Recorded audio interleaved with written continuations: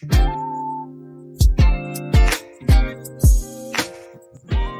guys, welcome back to the Wellness Hustle podcast with your host, Dr. Neville Campbell. I'd like to thank you guys for tuning in, for watching, for subscribing, for liking, for sharing the stories.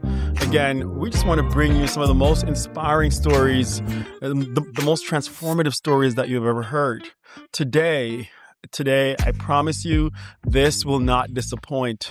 This has been a long time coming, and I've had a lot of interviews in the past, but this interview is special and it's unique because of the resilience that's behind it. And when I say resilience, I will not spill the beans just yet. I will wait for the storyteller to tell his story.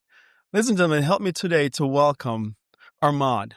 Armand, welcome to the podcast. Thanks for having me, Dr. Man, it's been too long. We've been talking about this forever, and I'm glad that you're finally here. Well, I'm so grateful to be here. This is a wonderful opportunity. Amen to that. Amen to that. So let's talk a little bit, man. So the first time I met you, we talked about so many different things, but it wasn't until I started getting into your story, getting into your past, getting into sort of, where you're from, getting into sort of the adversities and the challenges that you have experienced. That's when I began to understand truly who you were. But that also drew me in more than anything else to you as a person. I said to myself, if resilience and overcoming was a person, you would be that person. And so for that reason, I'd like you to just start by telling the audience, where are you from? So you're in Atlanta now, but were you born and raised in Atlanta? No, I was not. I call Atlanta home because I love it here. Okay. But originally I'm from Zaire, which is also known as the Democratic Republic of Congo. Okay. The second largest country on the continent of Africa. And, grew up there. My family and I, lived somewhat of a above average life. My father was an entrepreneur, did very well for himself. Drove nice lavish cars, lived in, nice houses. It was, growing up in Zaire was actually remarkable. We had, domestics, we had a butler, a maid, a chauffeur. Oh, wow. We were living the life. That was a good life. So what brought you to Atlanta, man? I mean, look, if I was living that good life, I don't think I would leave. I mean, exactly. I agreed. I totally agreed. I mean, I remember we had to tragically leave, right? Because there was, war was erupting. Mm. So you think about, the mid to early 90s in Central Africa, there was a lot of, just chaos and upheaval, uprising. A lot of it was made popular by the movie Hotel Rwanda. Yes. Exactly, right? So that was happening all next door in Rwanda, which is a bordering country. So all that spilled over into the Congo and ultimately sparked what was considered the first Central African War of the 90s. And you guys were a part of this. So we were, So as I was, attending elementary school, all this was unfolding. I remember being in school one morning and there was a lot of commotion going on outside of the schoolyard. And I remember a teacher looking outside of the window, like to see what was going on. He looked and he literally jumped out and took off running. Like and the classroom just erupted in fear and pandemonium. And I remember just being frozen there, like in my chair, like not knowing what to do. It wasn't until I could muster enough courage to be able to just run as fast as I could. So were these like people coming to like militia?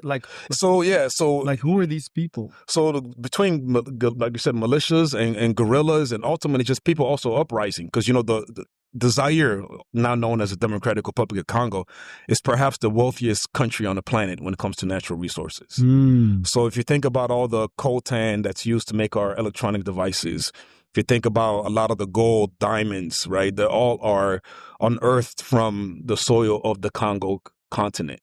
The center of the continent, mm-hmm. right? Really, what I meant by that is, it's considered the heart of Africa. A lot of times, recognize a lot of people, even growing up, would identify the Congo as the heart of Africa because of just the natural resources and wealth that's there. So there's always this intermeddling by foreign trying to powers. figure out who gets access to the resources. Access to the resources, exactly, because whoever has access to the resources ultimately can, power, exactly, money, wealth, etc., control, exactly, exactly. So as a child, seeing all of this, and of course being used to your lifestyle of somewhat more, a little bit more lavish, if you will, you have all of this. What crossed your mind during this? No, as a child, what age were you? So I was this time when we were leaving. I was 10. 10 I was 10 years years old. Yes. As a child, you really don't put two and two together, right? Things are just happening that don't really add up, right? You have a nice family, you loving family, you have siblings. Like I said, living this somewhat of a lavish lifestyle, right? But things just didn't make sense, right? Because we also had domestics who simultaneously I kind of felt a little pity for, because they worked for us, and I could see how they would struggle with the little pennies that we were paying them, right? So I remember a funny story. I remember my cousins got a pet monkey for like their birthday, and I remember playing around with the monkey one day, and the monkey was kind of getting a little mischievous, and it was like throwing rocks at us. So we kind of complained, somebody got, a rock thrown at their head. Man, literally. And I remember the monkey being taken away for apparently just because of those incidents. And I remember the domestic came back the next day and said that him and his family ate the monkey for dinner. Oh my goodness. Literally. And I'm not sure if it was a kid, but it seemed very real to me. Yeah. Like he literally, took this monkey home, and it was dinner for him and his family. Wow. Well, man, that's you can, I guess appreciate when you're in that position, the disparity that exists, right? Exactly. The disparity exists between the haves and the have-nots. Correct. The wants and the needs of people. Now, looking back at this time when you had to flee, where were your parents and what were they saying? So I remember, as I was telling you, so that one particular day at school, I ran as hard as I could, fast as I could. And miraculously, I ran into our chauffeur, because typically the chauffeur will pick me up every day after school. Yeah. Somehow, miraculously, we ran into him, and we, ultimately matriculated home through the, chaos of war erupting. Yeah. We got home, and it was just, so at the time, there was the president, they call him a tyrant, Mobutu, who was a very powerful dictator in Central Africa at the time. And there was always, propaganda and rumors about how much wealth he's extracted out of the country, how much, he's aligned with the foreign powers to be able to ultimately build his own wealth while simultaneously taking away from the citizens of the Congo. So he was considered essentially like a traitor, right? A traitor, someone that decided to align with the foreign powers. Right, to ultimately, the country's interest. Exactly. So a lot of the uprising was against him, was against his regime, right? So a lot of people were just standing up, and they just had enough. So it was not only was it a civil uprising, but it was also the military as well was also looking to, what they call a coup d'etat, overthrow him, because they wanted some change. They were demanding changes and urgencies into, making sure that the citizens of the Congo actually benefited from all the wealth that was being extracted from its soil. So I remember when this was all unfolding, I was a kid in Jamaica, but I used to listen to BBC News. Exactly. BBC News would talk about what's going on. Of course, you're miles away. You don't really feel the impact, but you'll always hear what's happening. How many lives were lost with this war? Man, so I mean, the numbers are really never fully accounted for, but it's been detailed that over 6 million people lost their lives. 6 million? Over 6 million people lost their lives in this particular war, and which there was a first African war, and then there was also another one. So this one was probably from like 93 to like 97, and another one erupted like in 98 all the way to like 2001, 2002. Wow. So there was just a lot of casualties and just a lot of turmoil in this particular time, this time period. And what was the resolve? What was the ultimate resolve of this war? To this day, it's still the same. The Congo is still the Congo. It's still a place where there's always some type of political unrest, turmoil. It's considered one of the only places on the country that's been declared a failed state. Right, meaning that this country just can't seem to ultimately get it together. I remember actually a couple of years ago, not too long ago, where I got a couple phone calls one morning. Friends and families were asking me if some of my peoples were okay back home, and I didn't figure out what was going on. But I remember looking it up, and it said it was literally the largest displacement of human people in human history occurred in the Congo a few years ago. Wow. But you rarely ever hear about it because ultimately, there's people still wealth being extracted out of the ground. Agendas. Exactly. Now, wasn't this about the same time too when you had like the AIDS pandemic that was happening? Yeah, not only exactly destroying Africa or taking exactly, because Can you talk about your experience with this? Yeah, word on the street, right? Whatever that street that is that AIDS was found and discovered in the Congo, right? Apparently, so it was discovered. Apparently, yes. Yes. So it was really discovered. Well, we'll get into that conversation a little later. All right. I have some, I have some, I'd love to hear you. I'd like to hear people's perspective. Yeah. Like, was AIDS really discovered? Yeah. Did we just stumble across acquired immune deficiency disease? Or was it like what we just discovered about COVID, that it was engineered? I mean, I don't know. I'm just saying, is it possible? But we have some speculations, right? Yeah. You're right. So at the same time, while all the civil and political unrest was, brewing up in the Congo, it was also being decimated by the AIDS virus, right?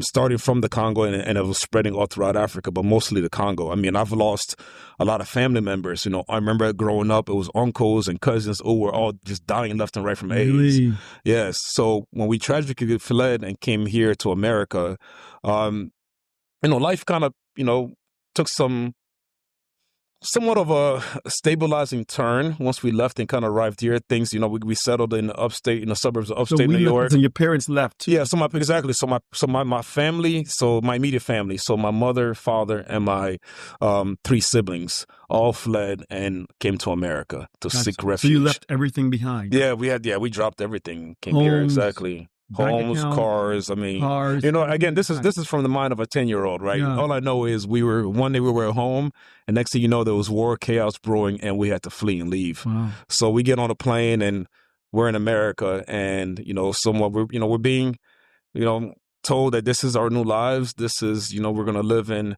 Because, and looking at America, in those times, America was looked at like almost like heaven on earth, right? Mm-hmm. There was this term that was used to describe America. It was called bulaya, right? They kind of meant like this place of just plush, of luxury, of just,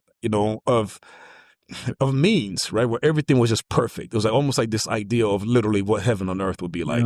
Yeah. So coming to America was just exciting. It was like, well, we get to leave, supposedly this Africa where it's dirty and, the AIDS and the war, to come to this beautiful place that we call, the land, land of opportunities. So we came here and things, began to stabilize a bit. We were adjusting, learning a new language, assimilating to the culture. Things were going somewhat, from the mind of a early adolescent child, somewhat good, until tragically my father passes away about 4 years later when I was 15, and then subsequently my mother passes away, and I don't find out until my mother is dying that she had full-blown AIDS. And that I remember the doctor calling myself and my 2 sisters. I was 18 at the time. My sisters were 16. They're twins. And he told us that our mother wouldn't make it through the night because she had full-blown AIDS. And that was the first that I had heard of my mother having AIDS, when she was literally dying and 24 hours from losing her life. How did that... You were in high school at that? So I was in my freshman year in college. I just graduated high school.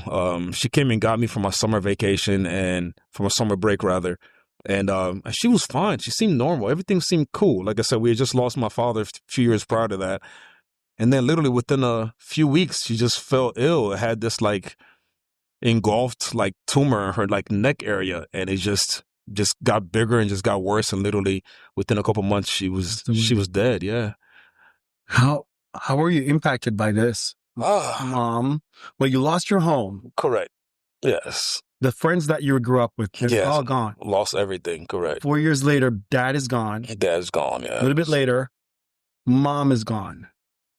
Yeah. What's happening in your life? Man, at this point, it's like growing up Christian, going to church, at this point, I'm questioning God, right? I'm like, like, why would you do this? Like, what's, why, Jesus, why would you let something like this happen? Right? It's like we talk about how God loves us and there's, so much love and empathy in the world. But, at 18, after essentially losing everything, it's like I'm questioning purpose of life. I'm questioning God. Like, why this doesn't make any sense. Why do I deserve this? Why do my siblings and I deserve this? And at the time we were also, so when my dad passed away, he was also trying to get like legal status in this country through his business. And unfortunately, when he passed away, we lost our legal status in this country. So we were also illegal aliens at the time. So not only was I facing this travesty, but we were illegal aliens. And my older brother had actually been deported a couple years before that because he got into some legal trouble. So it was myself and my two younger sisters. And I had to go raise money to bury my mother through the church that we were attending at the time.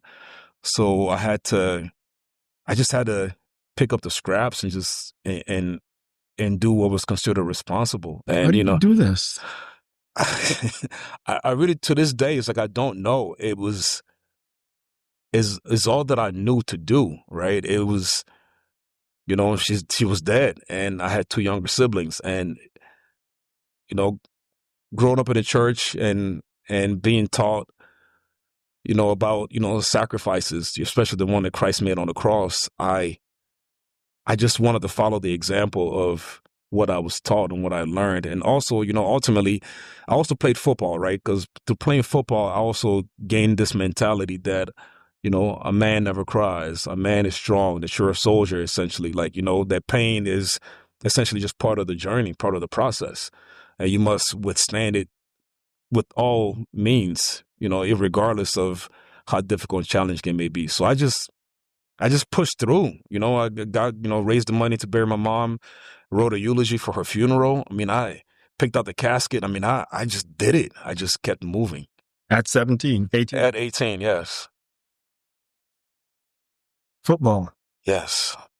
How was that? Oh, man. That was your escape during this time? Definitely. Now that we know a lot of the benefits of, physical exertion and, exercising and working out and, cardiovascular activities. At the time, of course, it didn't add up to what I know now, but it was a place where I found some type of solace, right? Where it's, I could get on the field and turn all that anger and aggression and pain into something that was celebrated, right? So getting out there, putting these pads on and going out there and just, trying to destroy the next man in front of me was, well, I knew it was, also almost like a warrior mentality. So it was an opportunity at the time to transmute that pain and that anger into, like I said, something that would be considered celebrated and ultimately would potentially earn me a large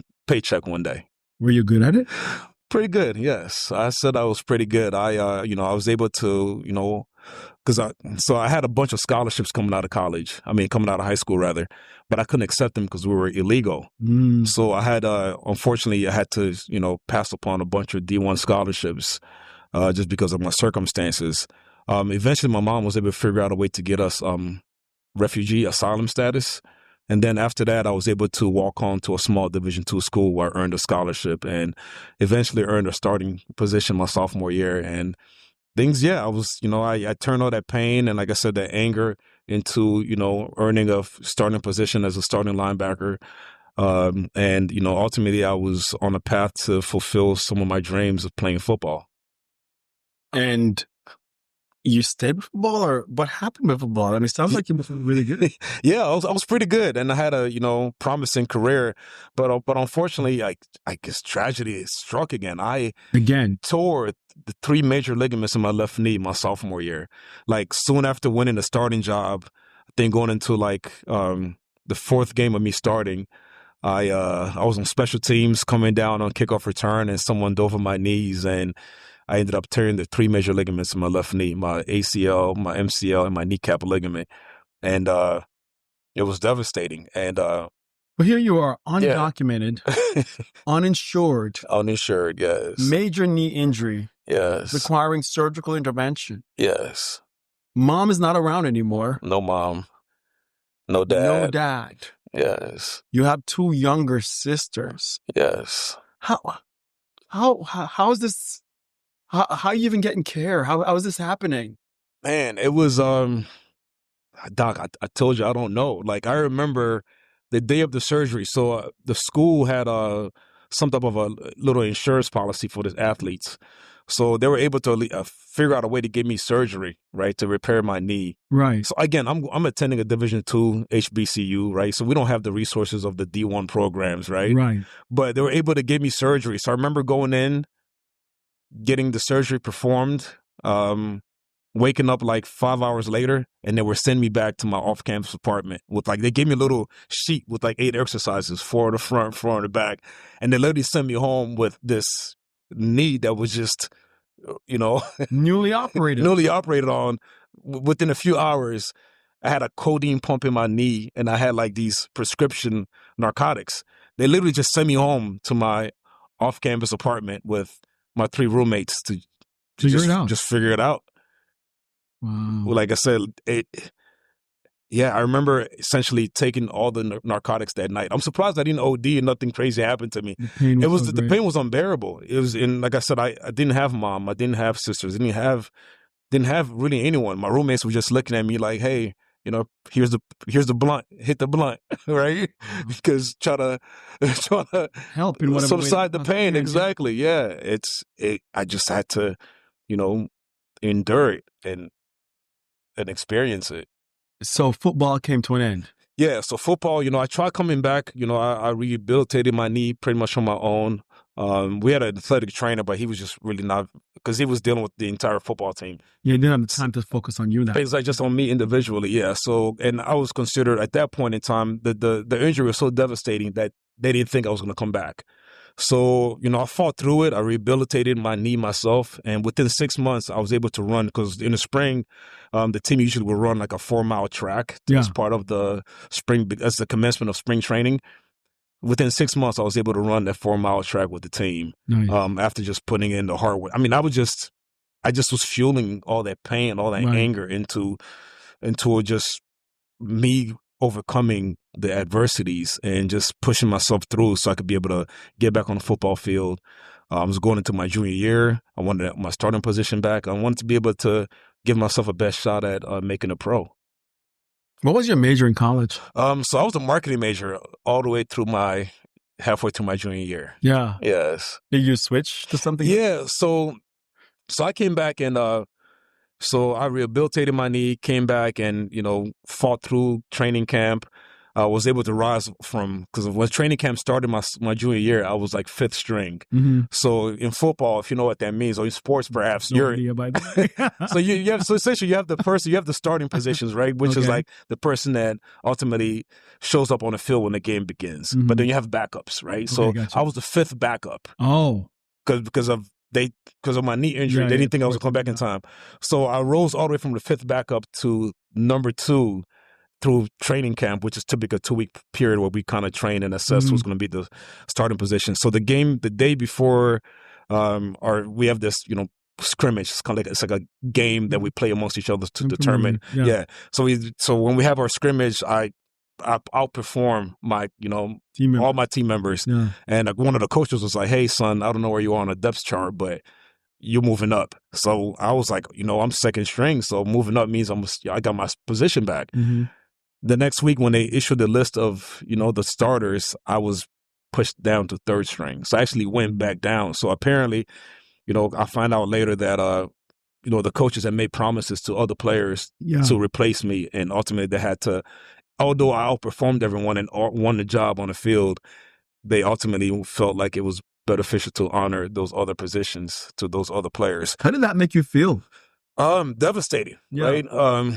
All the work that I put in, all the pain and agony that I went through, it stifled my spirit. I was devastated. I've never not, received what I earned. I felt like the world was unfair at this point, because I'm like, retrospectively, do you think that was God's plan? It had to be, right? Because I'm here, right? Had to be God's plan. Because ultimately I have no other way to really like decipher or make sense of it. Right. Because so it be God's plan. So at that point in time, I kind of just gave up on football, and that's what I ended up switching from marketing to accounting. Because my roommate was like, "What are you gonna do with your marketing degree?" I'm like, "I don't know," because I never really knew what I wanted to do when I went to college, except for play football. Marketing was just something that just seemed like it was easy that I could potentially perform in, but it was never like a passion of something that I desired. So I decided to switch my major from marketing to accounting because one of my roommates who was an accounting major informed me how sought after the roles were for in the accounting profession. So he was like, you always have a job or you could at least at minimum start your own practice. So I switched over to accounting and, got my degree and then, ultimately began an accounting career. So that brings us to sort of what you're doing currently, right? Yes. So it's med tech. Med firm. So Yes. you're a partner in med firm, which is an accounting firm here That is correct. in Atlanta. Yes. And you guys service. So who are your target clients? So primarily we focus on healthcare professionals, right? Healthcare and medical businesses. So ultimately, single to multi physician, family practices or hospital groups or, physician groups where we provide them with just high level accounting advisory, tax advisory, and ultimately financial support to help build their financial infrastructure so they can scale and reach their long-term objectives. Gotcha. And if people wanted to find you, where would they find you? Med-firm.com. Med-firm. Exactly. So med-firm.com. Gotcha. I'm also on Instagram under Kadima Thinks, just my last name, Kadima, and then Thinks, like the word there, the nose thinking. Right. But Kadima Thinks on Instagram. But this is what we do. Gotcha. And you're a certified public accountant. Yes. Gotcha. So I know we didn't talk much about your family. So you have children, correct? I do, yeah. How many children do you have? So I have 8. 8 children? Yes. Man, that's amazing. Thank you, and I thought my 3 was a lot. Yes. That's an amazing number. Yeah. Boys and girls or a mixture? So I have 5 boys and 3 girls. Wow. Two sets of twins. Yeah, 2 sets of twins. Yes. That's impressive, man. That's impressive. And so is it mom and dad now, or is it both of them? You guys are all together? So that's we're going to lead into another tragedy here. Tragically, my wife passed away in 2020 from complications that birthed our second set of twins, our 7th and 8th children.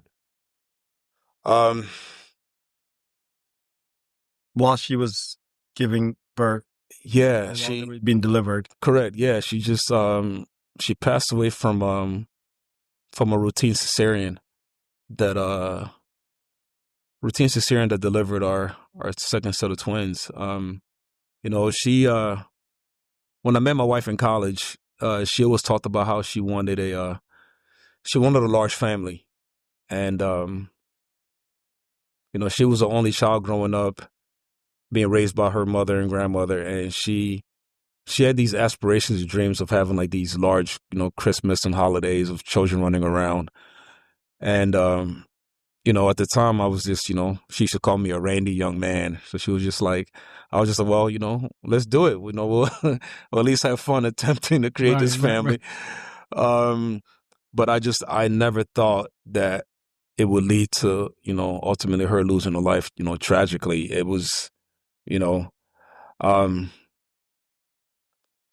such a difficult experience in the hospital.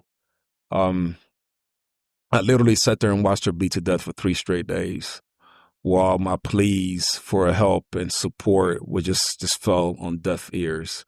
And this was also during COVID at the height of the pandemic in 2020. It was, through all the things that I've experienced, it was the most devastating, and the most heartbreaking. It's, Wow.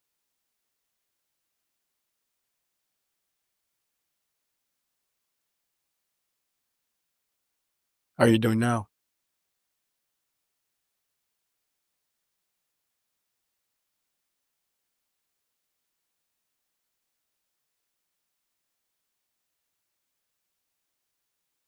I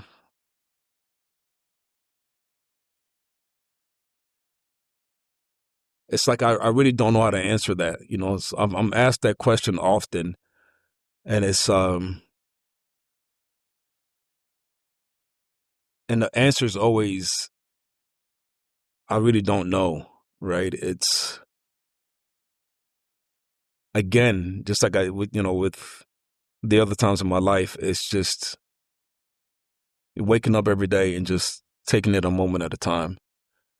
And some days are good, some days are rougher than others. And I think one of the things that I've learned most recently is to really just embrace the pain, to embrace the tears and to not suppress it, to not hide from it, Yeah. but to just really, really face it and just sit with it.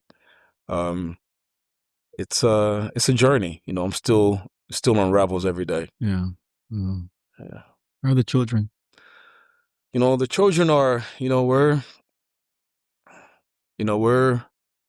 we've had, our set of challenges and experiences. I remember, especially, my eldest twin daughter, she was suicidal. I remember, being tipped off by her friend's father that she was planning to hurt herself. And I remember walking into her room soon after that phone call, and she had pills and things that she was planning to, I asked her what was going on. She's like, Dad, I'm going to kill myself. So we, through therapy, to just me taking time away to just be with them and be present, through me being vulnerable, just crying, just sharing, just showing the essence of a human being experiencing pain, and just being an example for them. We're resilient. It's been too hard, right? The elder ones who spend a lot of time with their mom, they struggle. It's been life changing. It's been tragic. So we're making it through. So we have three youngest. So the time when she passed away, we had three that were under the age of 2, included the newborns. They were recently diagnosed with being on spectrum of autism. So that's been another experience that I've had to adjust to kind of learn how to father them and ensure that they have the support and the love and the attention that they need to be able to thrive in this without our mother. So it's been we just do it. I talking about just we just figure it out, just do it. It's by the grace of God, our Creator, that we power. Well, man, that was I don't even know how to respond. All I know is that I'm a man of faith. Yes. And I really believe that no matter what, God is still in control. Yeah. And no matter how bleak or dark or dismal it might look, I believe he's still in control. And I'm not certain what the lesson is for each of us, because each of us has a lesson that we have to learn, that he's teaching us. He's preparing us for something. I don't know what that is for each and every person. I'm still trying to figure that out for me. But as I look at your story and as I hear what you've been through, from fleeing the Congo with war that broke out with over 6 million people dying, and he preserved you through that process, took you to this strange land that was supposedly it is the land of, where the streets are paved with gold and everything is perfect, but it's not. Correct. Having to lose your father a few years after that, and then shortly after that, then your mom having a catastrophic injury in college that derailed your football career.